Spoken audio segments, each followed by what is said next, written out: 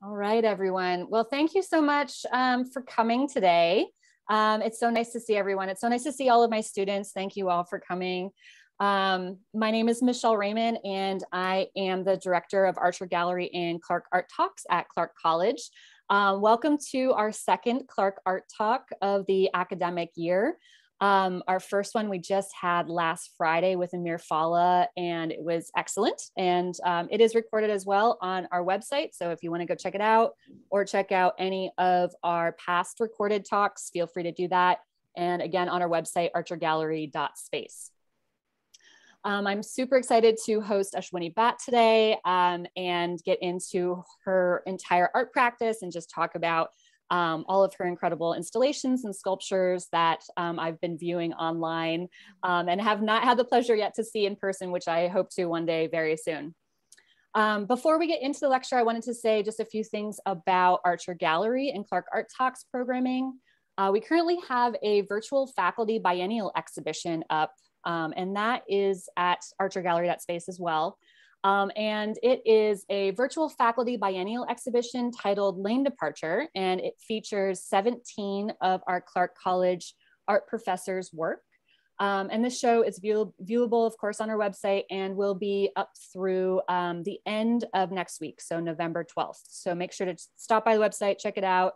The work is fantastic, and my work is on there as well, so you can go check it out there. Our second exhibition of the academic year is actually going to be in person. Yay! So this is going to be our first show in the physical gallery space on our Clark College campus since COVID, since March of 2020. So we're really excited to have that. The show is called Of a Setting Sun, and it is a two-person exhibition by Anna Fiedler and Katie Stone. I had the pleasure of going to Katie Stone's studio in Seattle over the weekend, this past weekend, and her work is just phenomenal. I'm super excited to show it. And I got to see Anna's work in person in her studio in Eugene, Oregon over the summer, and equally just as incredible. So I think it's gonna be a stellar show, super energetic, full of color and life. And I'm happy to have it going in there. It'll be installed, I think, the beginning of December. And then I think probably January is when we're gonna start to have the public be able to access it. So more information on that as we kind of figure out the logistics of kind of letting people onto campus and letting people into the physical gallery space. And all of that will be updated through our website and then also on our Instagram. So check that out. I also want to announce our final Clark Art Talk of the term, which will be Friday, December 3rd at noon with Catherine Vetney, who is also a Bay Area multimedia artist dealing with themes related to gender, art history, and consumerism. So do check back with us on that. And then links will be again on the website. So check that on a regular basis. I'd like to say some thank yous, as always, to our student government, ASCC, for our support and funding of Archer Gallery and Clark Art Talks programs at Clark. I'd like to say thank you as well to our art department, Lisa Conway, Grant Hoddle, Anthony Stokes, Katharina Holsinger, Michelle Volk in particular, for just supporting everything that we're doing here.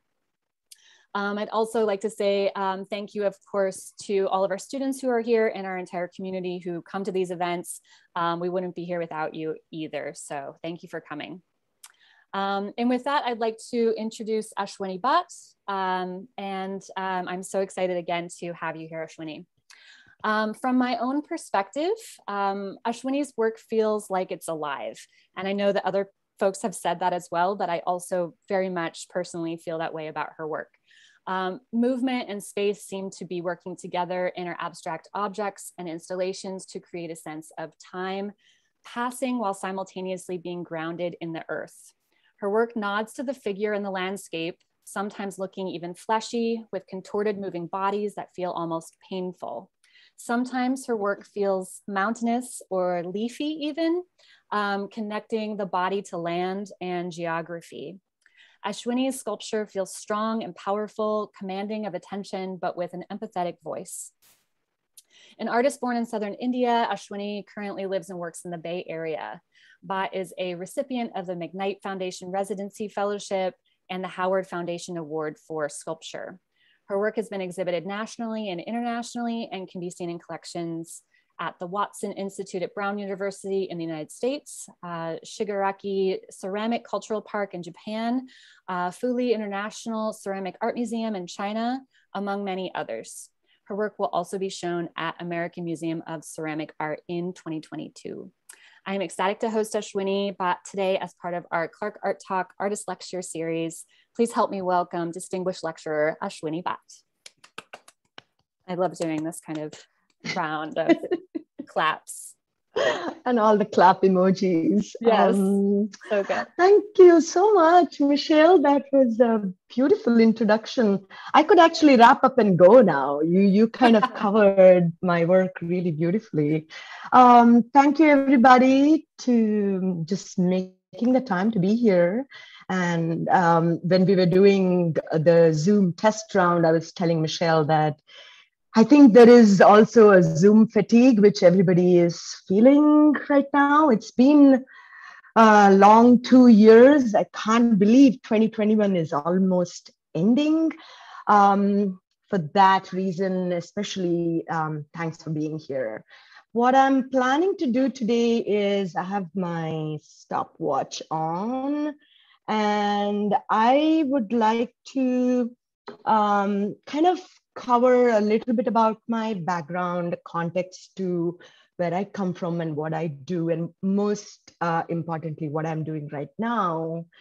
And then open the floor for conversation, which is rather more interesting than just hearing my own voice. And Zoom space is always kind of weird. So if people are shy to turn their video on and ask a question, please drop the question in the chat and Michelle will be our guide. I will, okay, let me start. So screen share, the usual awkward Zoom dance in the beginning.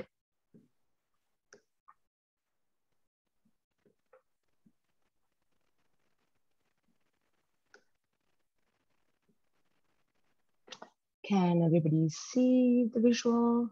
Yeah, looks great. Okay.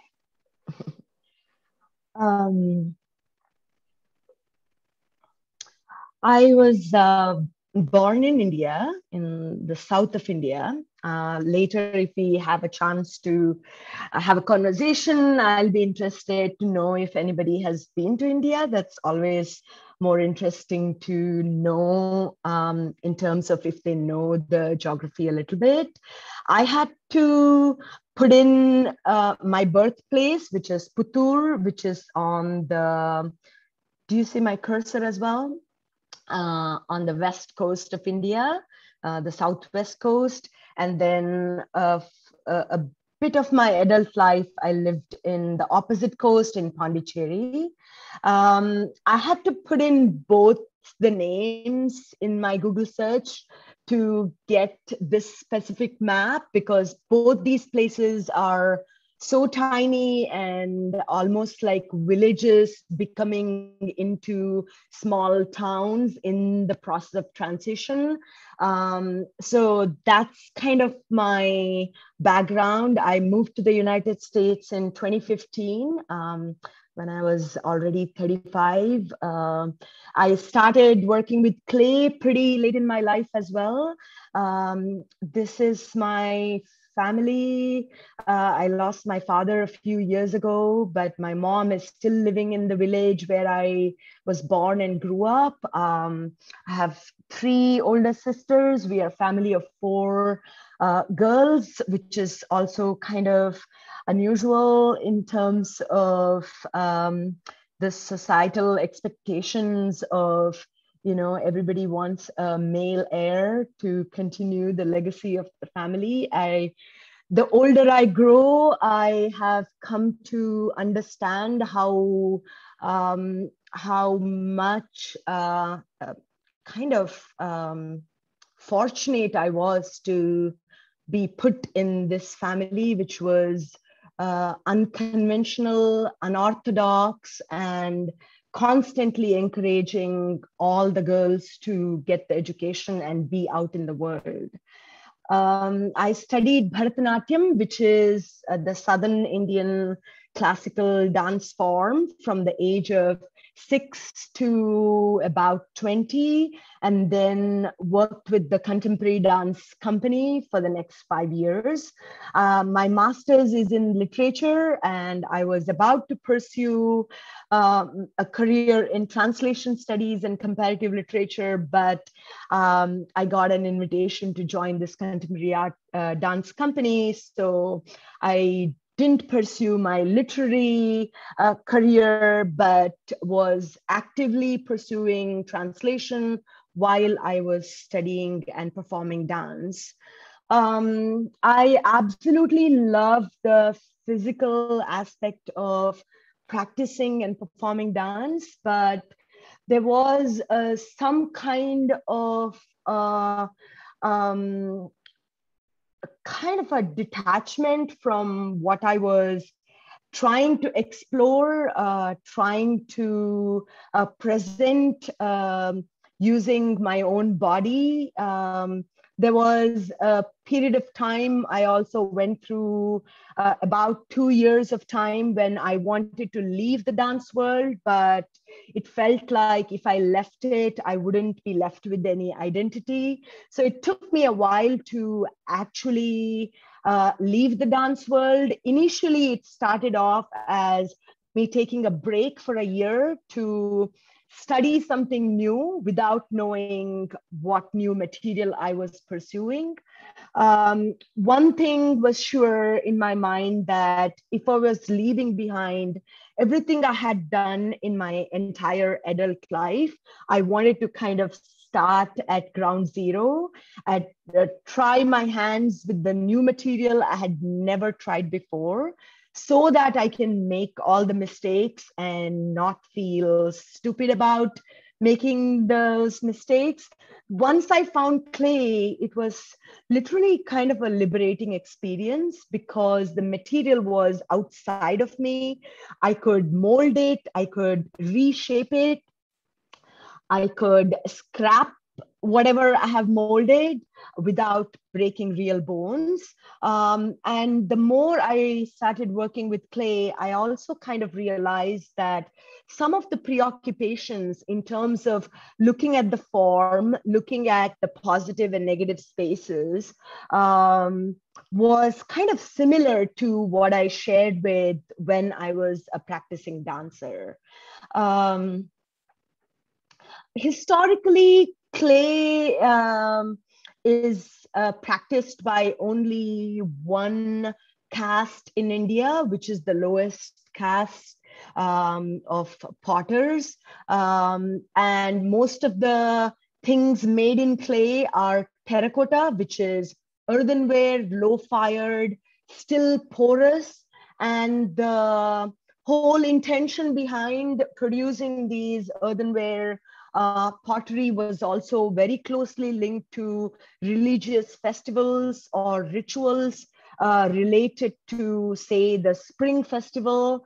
And on the left, you see, this is me when I had my short hair for scale. This is a terracotta earthenware horse sculpture from the southern India, especially from a place called Tamil Nadu. These are placed outside temples as ritual objects, kind of placed as an offering to a god called Ayyanar, who is supposed to come alive at middle of the night to ride these terracotta horses, who also come alive in the middle of the night. And this god would ride these horses to protect the villages. So that's where the symbolism goes to. The high-fired stoneware is about 50 to 60 years old in India. I got to work with an artist who originally was trained as an architect and started this pottery unit in south of India, a place called Golden Bridge Pottery. And he started teaching just in his studio. It was not a school, not an institution. There was no certificate given, almost like a Japanese style of apprenticeship program. He would take 4 students a year, and all you did for the first 10 months is to work on a kick wheel. So this is on the left is me in my first month, just throwing cylinders. And for the first 3 months, you never really kept anything you made. You always threw the clay into a recycle bin and learned how to recycle, primarily because the material available to us was very limited. We also used to do fire everything in a wood kiln using wood as the fuel, long process of firing it for 10 to 24 hours. That also, initially, we used to do that only because either the gas or the electricity was too expensive or not available to us. But in the process, I kind of fell in love with the wood firing process itself. So the first 10 years of my ceramic career, I did mostly wood firing until I moved to California, where I couldn't have a wood kiln for myself.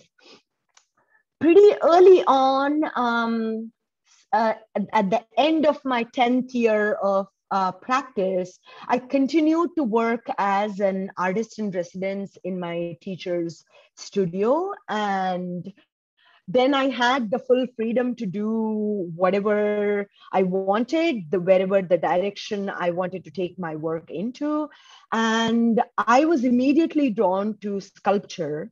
And in some sense, I kind of went back to my notes from my dance days. On the left is a bronze sculpture called the Dancing Girl of Mohenjodaro, going back to Harappan civilization, which is the birthplace of Indian civilization. And keeping that as my inspiration, I created this form here on the right. Moving away from the wheel and working on non-symmetrical objects and kind of composing a sculpture really made me connected to the way I used to work in my dance life. And it also kind of, I realized that I was treating whatever object I was forming in a completely different way. It became much more directly attached or linked to my own body.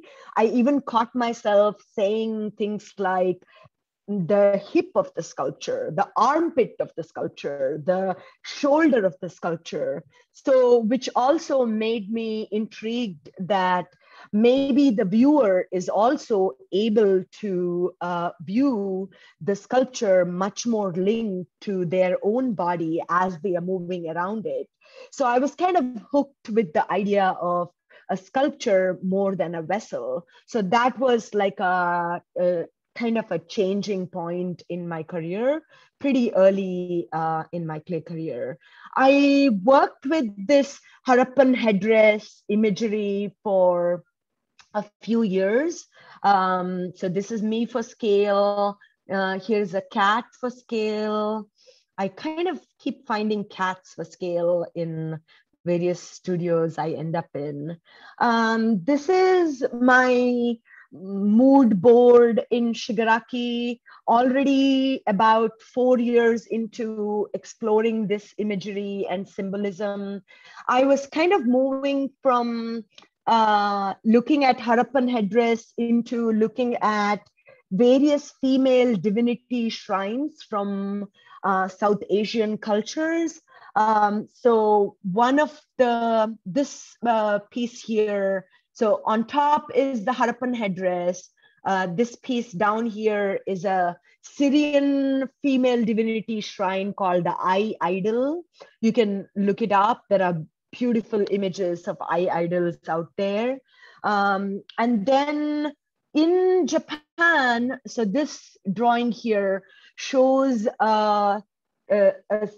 again a sculpture outside a Japanese temple called a Toro, Toro, which is basically a stone lantern with a hole in the center where they would keep a lantern or a candle or a lamp during the evening hours as an invitation for people who wanted to come into the temple.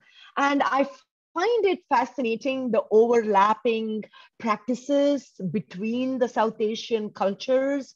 So this is the piece I ended up making in Shigaraki. One of these sculptures lives in Portland, Seattle in US. And one of them is in a sculpture garden in Shigaraki, Japan.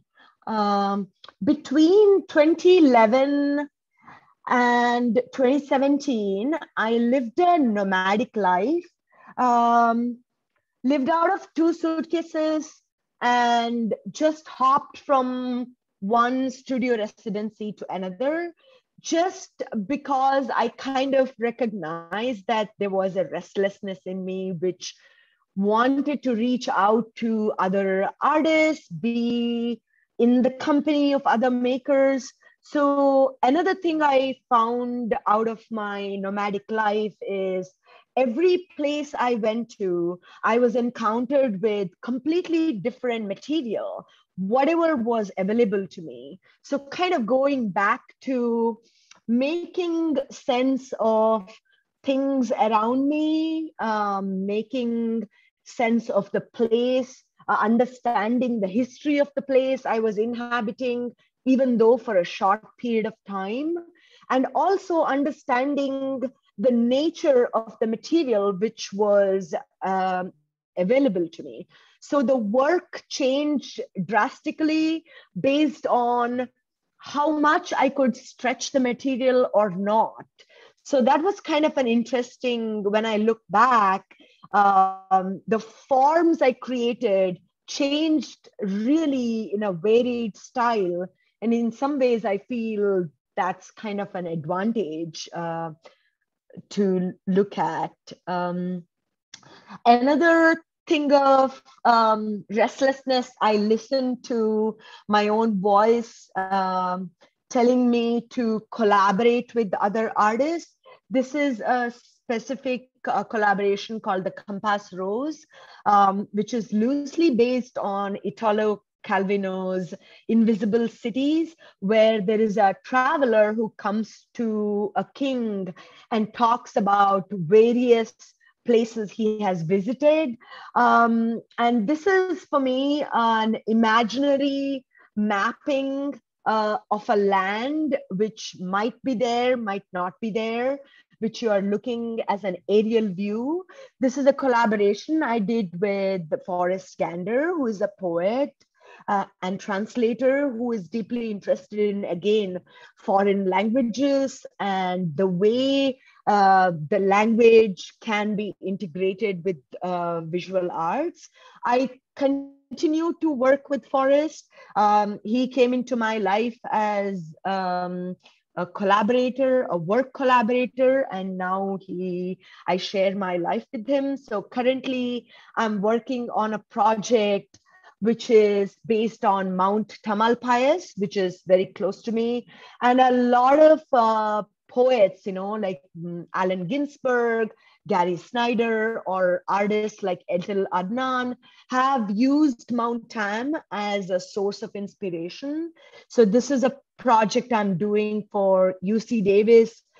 It's a collaboration, and we'll be teaching a course for students who are doing creative writing as well as visual arts. So it's kind of an interesting project where we get to work with both these disciplines. One thing I have kind of constantly come back to is our own relationship with the objects we create. And this kind of leads me into the new work I'm making. I think I was coming to a point where biomorphism was very attractive to my practice, but now in the last 4 to 5 years, I have completely embraced it. I've also started kind of choreographing these still moments where you have to see the object in relationship to your own body.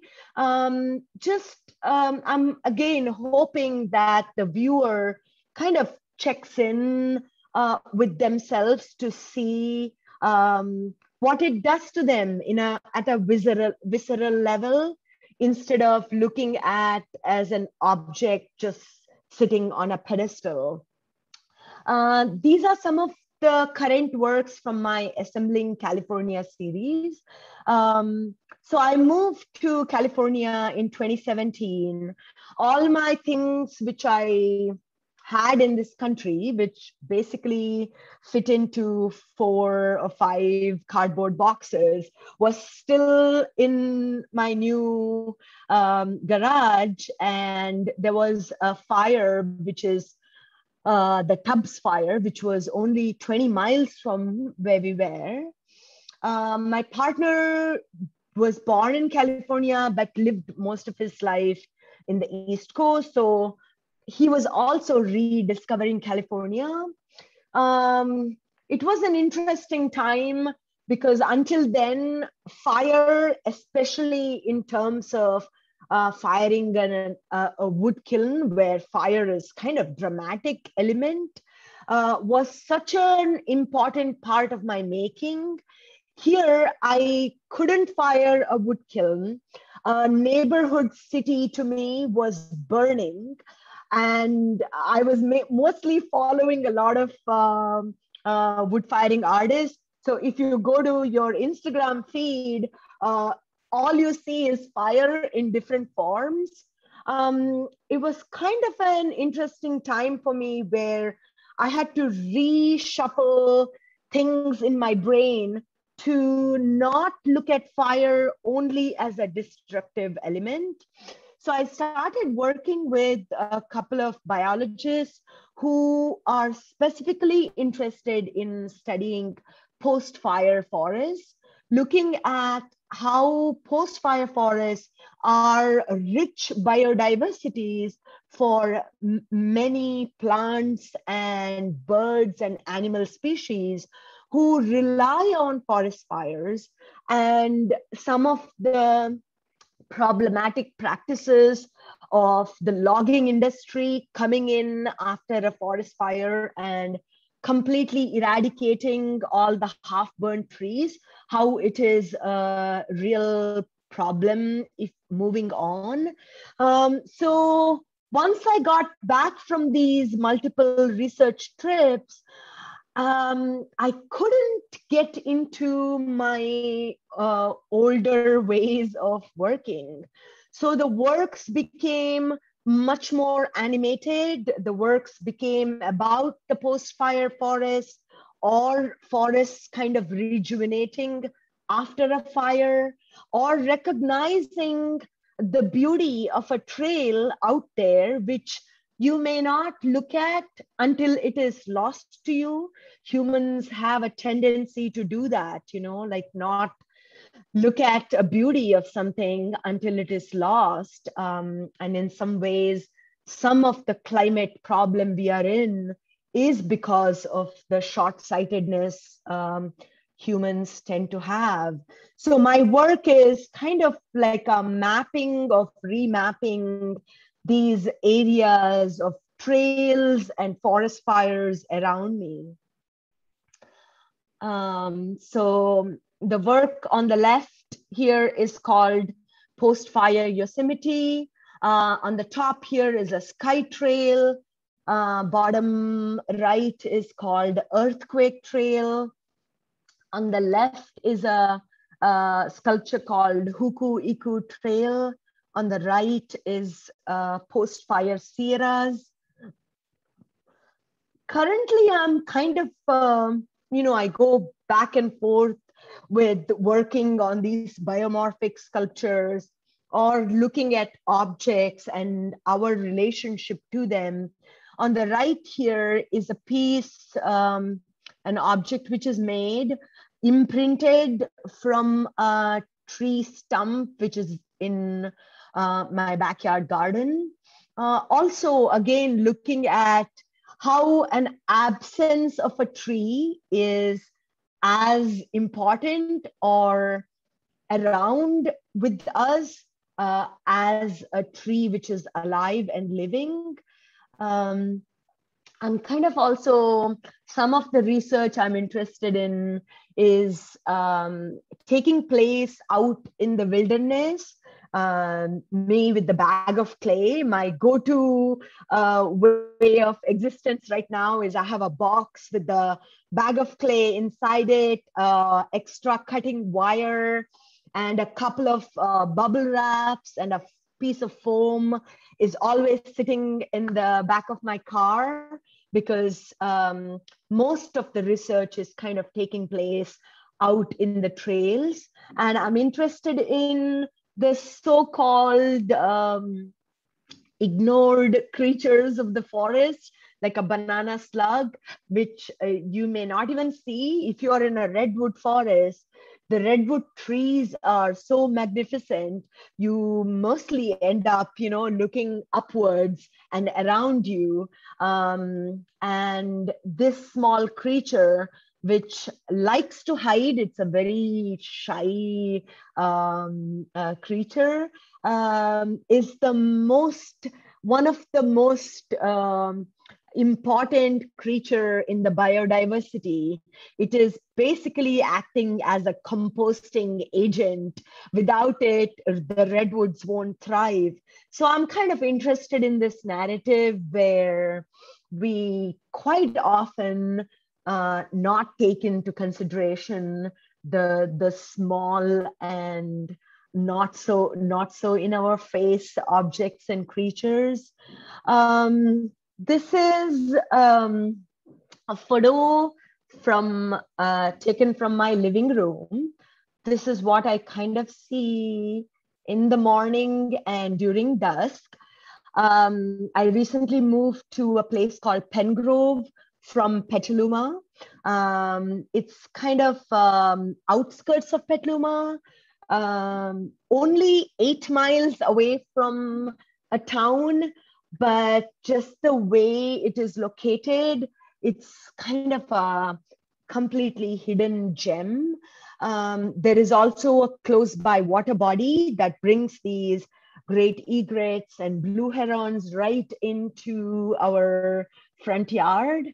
A bunch of wild turkeys arrive to eat all the worms from the garden exactly at 5:30. Like, you can set your clock based on their behaviors, and it's changing a little bit. I'm slowly observing that as it's getting dark early now, they're arriving almost 15 minutes early every day.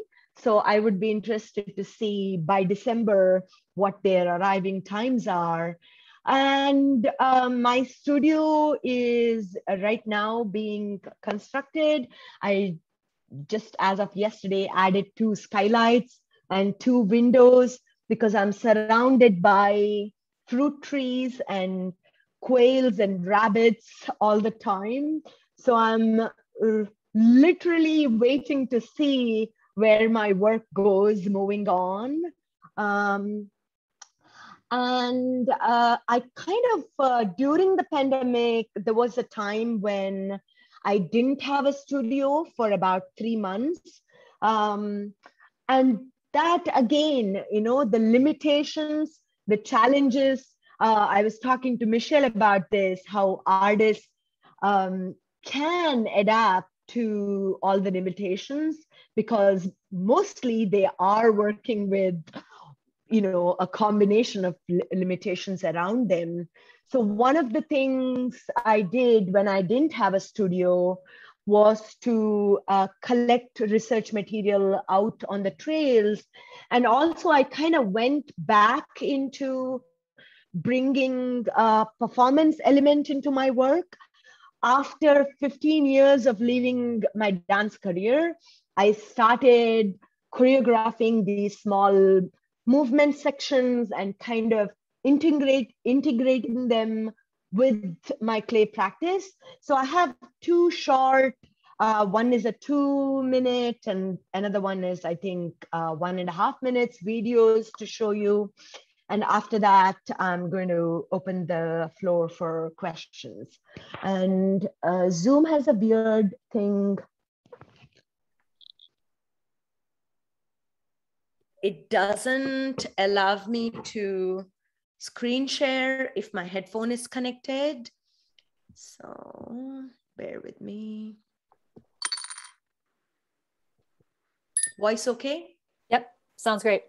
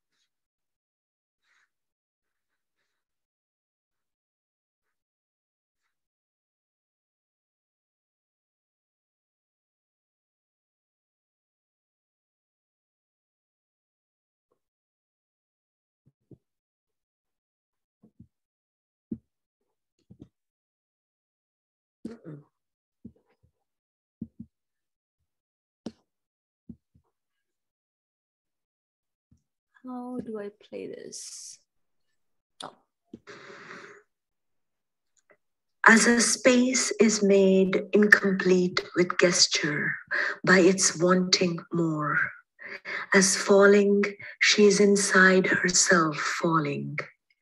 As in the moment of transfiguration, there is a paroxysm of feeling, as clay body continues curling around her body, as almost the embrace, as the long marmoreal hollow behind the knee, as the foot is drawn up by ligaments in the calf, as the space between what she holds and what she is becomes reconciled, as a means of access, as her whole frame lifts upward only to buckle, as though unused to this weight or sequence, as striated thew in broken momentums, as such solemnity induces an awareness of emotion,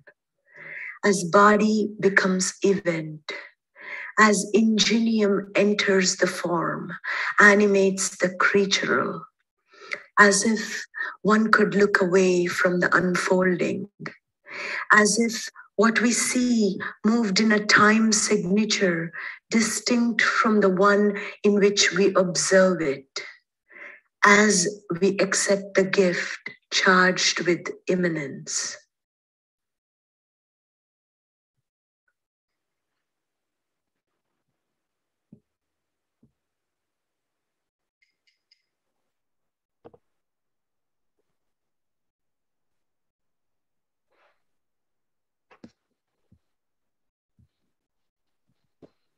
Amazing. I love it all. Thank you so much, Ashwini. This is incredible. It's such a gift, I feel like, to be able to like talk with you and to hear all about your practice and all of the, you know, kind of inner workings of everything. Yeah. So I guess at this point, we'll just open it up if anybody has any questions, and we'll just kind of have a little bit of a, you know, Q&A and, you know, kind of a conversation. So if you feel uncomfortable, obviously using your audio, you know, you're welcome to use the chat and ask any questions you like. But yeah, we're just going to kind of talk for the last 15 minutes or so. Who here is doing anything with clay? You can just put it in the chat. I tried to not make it full of clay jargons, but you know, you never know. A lot of the folks that are in here are actually my students, and they're taking 2D design and drawing classes. Yeah. So actually, I was writing down a couple questions that I kind of had, and things that I think that will be relevant to the students. And one of them is, do you have a drawing or painting practice? Because it feels like your, you know, sculpture is in some ways informed by drawing and painting. I don't know if that's the case or not. Not at all. That's so funny. Until last year, I consider myself as really bad at it. Then I realized that probably that's because I never really tried.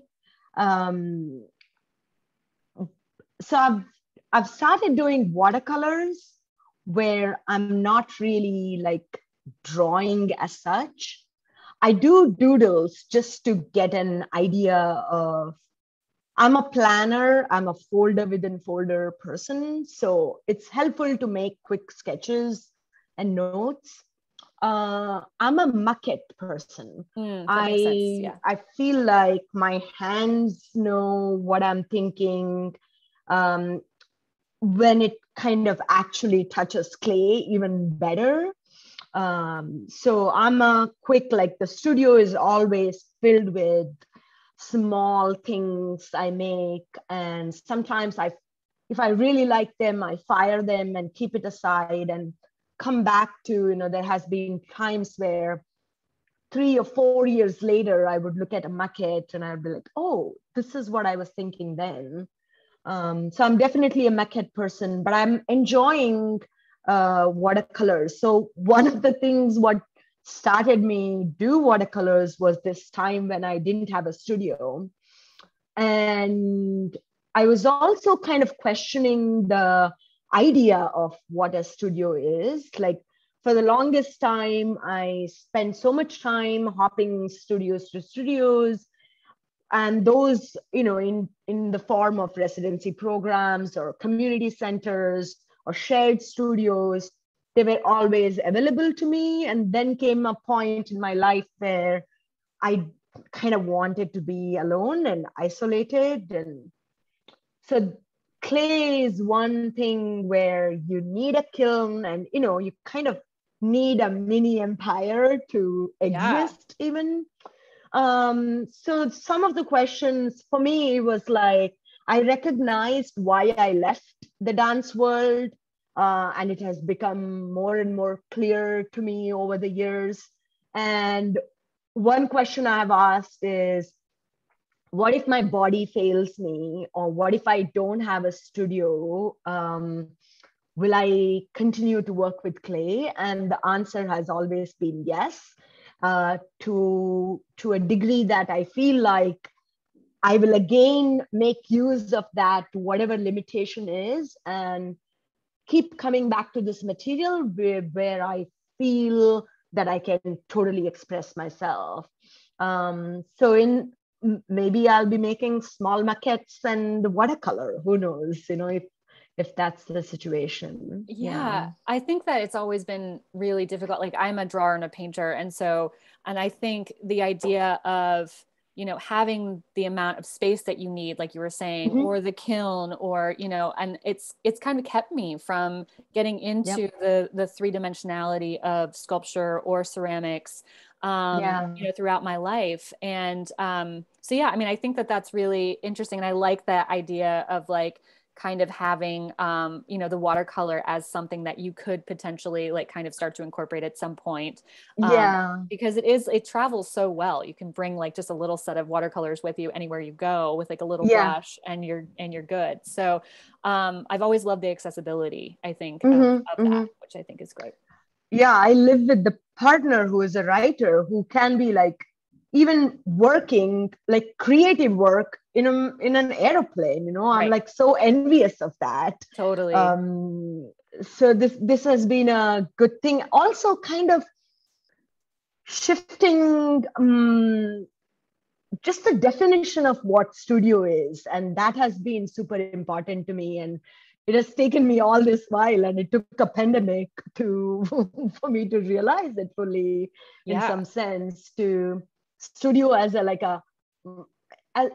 almost like the mind is a studio.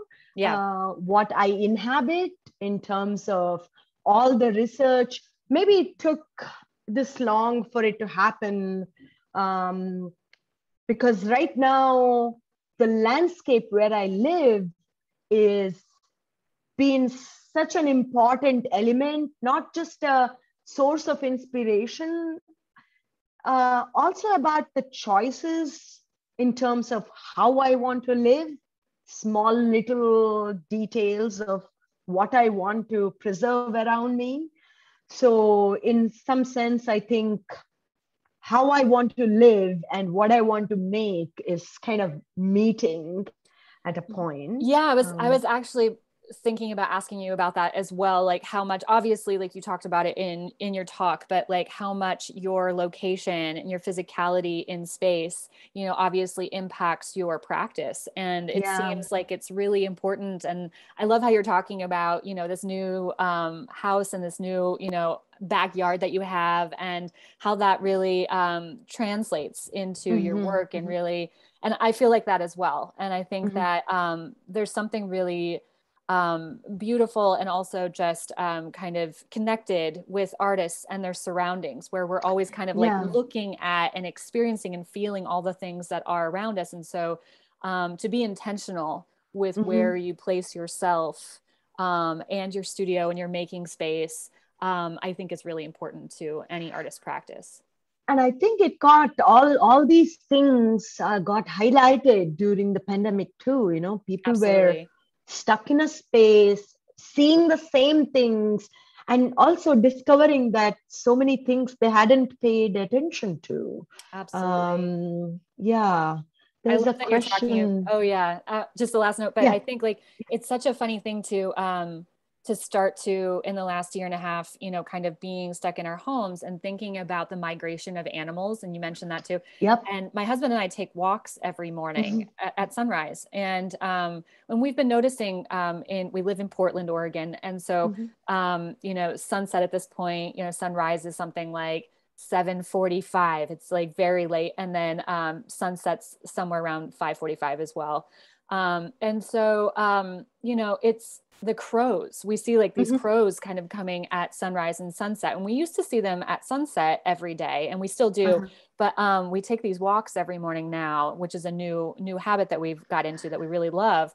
And, we watch the sunrise, but we watch the crows migrate, like to kind of move across the city, and they roost in different places where, and then they spend the day. And so it's really amazing to kind of, like you said, kind of keep track of things based on the migration of animals kind of around you. It kind of put us, like within 4 days of moving here, while we are still kind of, unpacking and looking at these animals all the time, kind of put us in our place, Yeah. Like, okay, we are just cohabiting this place. These guys, they have been around for Forever. Longer than us in this space, Right. It's just we're just living in their space. Yeah, absolutely. Let's take Macy's question in the chat. And she's asking, what's your schedule like? Do you prefer working during the day or late into the night?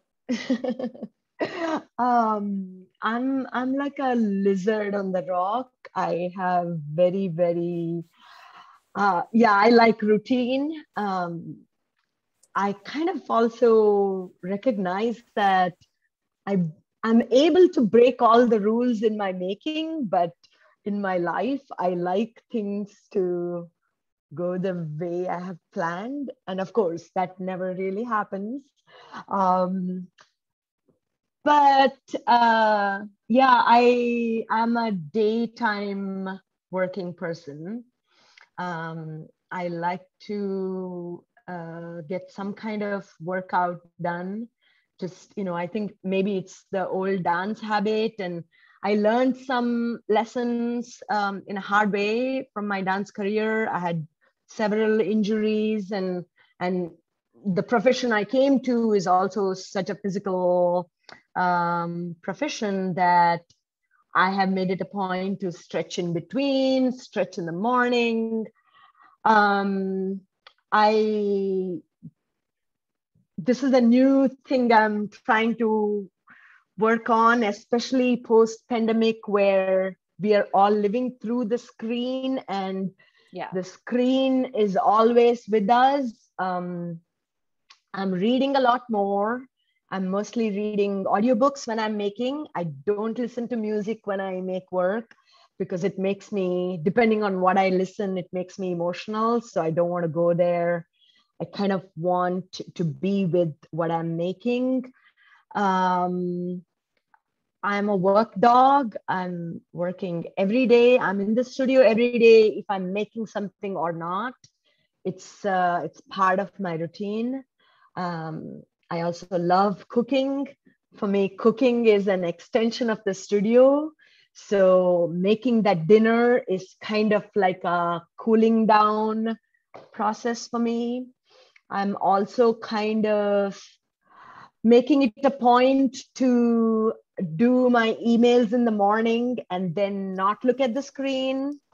If I'm doing, I'm not on Facebook, I do Instagram, primarily because it, the work kind of requires it. Yeah. And I have found, awesome people like Michelle, I found through Instagram.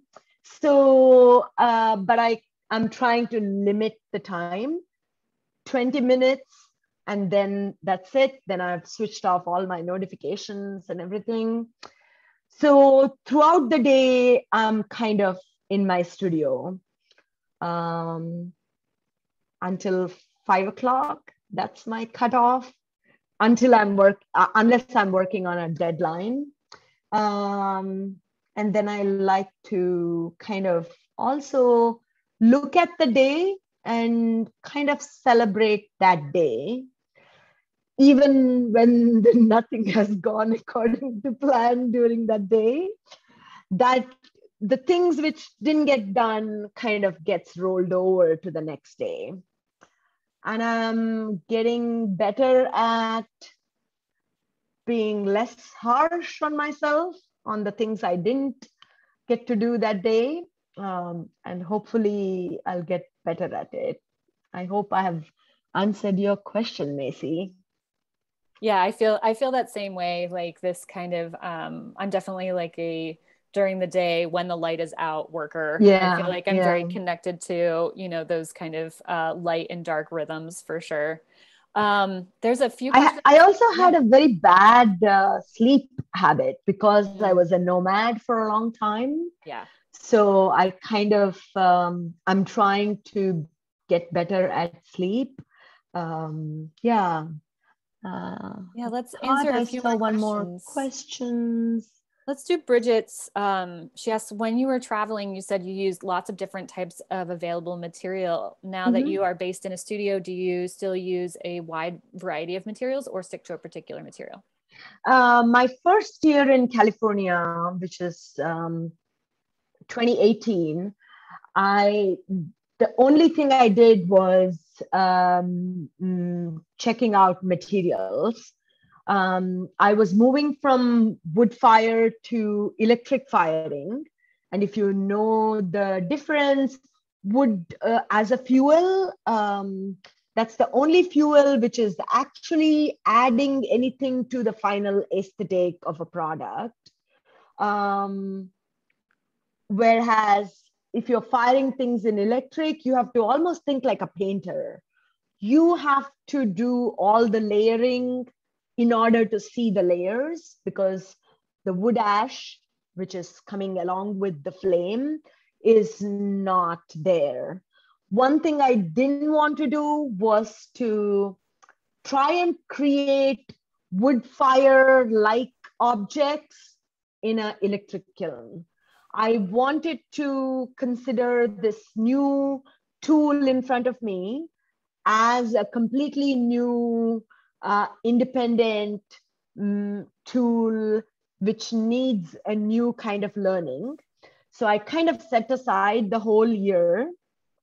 So I tried 17 different clay materials, mostly narrowed it down to clay, which is coming from California, just also to be mindful of it might be coming to us in bags and boxes, but it is still coming from the ground. So I kind of wanted to work with materials which are sourced from the nearby region. Then I narrowed it down to 7 after many, and again, I didn't make large sculptures. All I was doing was various test tiles. Because once you fire the clay, it's not biodegradable. So I kind of want to be mindful of how much of the material I'm firing. Various shrinkage tests, and then kind of a adaptable test, which is between the glazes I want to use and the clay body. And once I did all that, I narrowed it down to 3 clay bodies. And now I mainly work with 2 of them, because 2 of them have a lot of grog. Grog is already fired clay particles, which is really good for building large scale. Or the way I work is preparation takes a lot of time, and then the actual forming is pretty fast. It's pretty fast because I have had 10 other formations fail on me. But the actual forming has to be really immediate, spontaneous, and my whole body I'm using my whole body in forming it. So these 2 clay bodies allowed me to do both. So I've narrowed it down to 2. We should try to kind of start to wrap things up, but there are a couple questions related to like inspiration, and I think we could kind of like maybe answer them at once. Jairus says, do you feel that by having such a nice routine helps to inspire you with your work? And then Irina says, yes.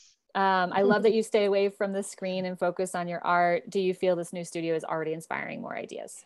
Oh, yes, definitely. So now I'm on 6th week of not working. I was giving myself a month of not working, and it's already 2 weeks more than what I was thinking. And these things always happen, even however much you theoretically prepare for it. So a week ago, I cleaned out a corner of my table, and I have already started making maquettes. So I can already see how my evening walks are inspiring me to make new works. So I'm itching to get back to work. And yeah, my routine, because I'm such a routine person, when I'm off routine, if I'm not working, I don't want to be living with anybody and nobody wants to live with me. So yeah, I better get to work as soon as possible. Amazing. I have so many more questions, but I think we should start to wrap it up. Sure. Thank you so much, Ashwini. Thank you so much for joining us. This is an incredible talk. It's just such a, a gracious thing for artists to, share their practice. And we talked a little bit, before the talk about transparency. And so it just helps, so many of our students and our community and the art world at large, I think, for us to be able to share, kind of how we got to where we are. And so it's a really, really beautiful thing. So thank you so much. This is, of course, recorded for everyone. So feel free to, if you want to reference anything, go back to the recording. It will be posted this afternoon on Archer Gallery's YouTube channel, and then also on our website, archergallery.space. Make sure to check back there for our exhibition, our current exhibition that's up, Lane Departure, as well as future dates for our future exhibitions and art talks. Okay. Thanks everyone so much for coming. Thank you, Ashwini, again. And we will see you all next time. Bye. Thanks, y'all. Bye-bye.